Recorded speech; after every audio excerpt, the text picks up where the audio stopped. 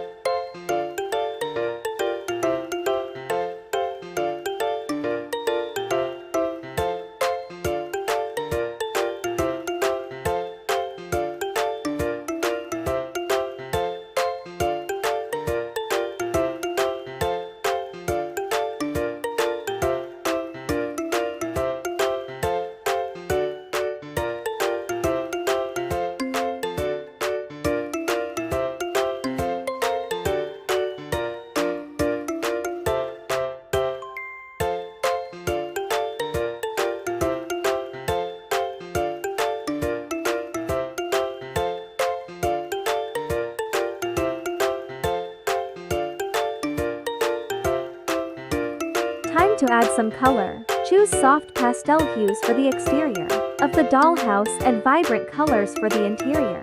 Don't forget to add patterns and textures to make each room come to life.